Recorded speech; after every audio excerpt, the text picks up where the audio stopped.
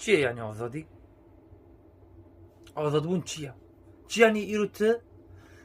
مری آزاد بی؟ چا دوکاری تو آزاد بی؟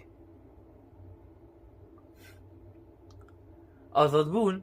نه يعني هري تتيكي في بن حكمي خلكه تبيجي تو آزادي تكتب بن حكمي طاغوتك تبيجي تو آزادي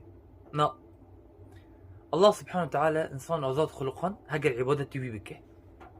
هاجر عبادتي خدها بكي تبي موحد تو آزادي أما عبادتي خدانكي تبي عبادتي واكسة ابن القيم رحمه الله صار طاغوت دبيجا هر كسك معبودك به يان بيكتن به يان طاعت به عبادات نا لازم تهرج ويرو السجود بكي عبادات نا يعني تهرج ويرو السجود بكي حتى بيجي والله عباداتي فلان كثير نوكما شو مسويت بيجي طاغوطة ابو خطاب شمك جماعة الشرك طاعة هيا تبي نكتي تبي قانوني ودستوري فلان كاس نكتي هرتشبه تدبيني شغل الصاروخ هنا دستور وقانون دكن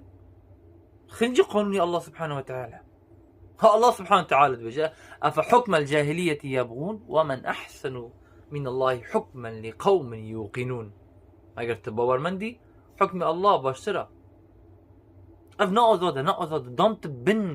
بن زنداني وفكري وانداي والله العظيم فكرة تكرني بن زندان دا التقرداية يا أخي تشود بيجي آزادي تنا آزادي تسجيني أسيري لبن دستي واكا الصادة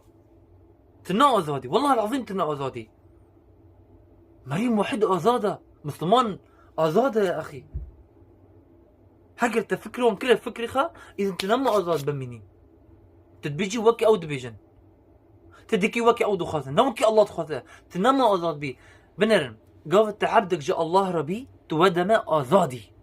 ودما تو آزادي خداتا آزاد آنية في دنيا تو آزاد هرية لو دنيا ولا آزادي تنايرو ببي عبدك شخنجي خدارة نولو آزادي معبود متبوع مطاع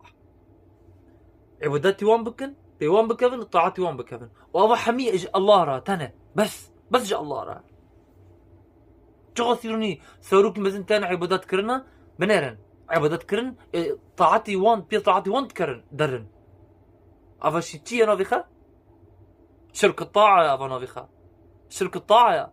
تدبيني دستور قانون خنجي دستوري الله سبحانه وتعالى تخذن تيك ان بيشيو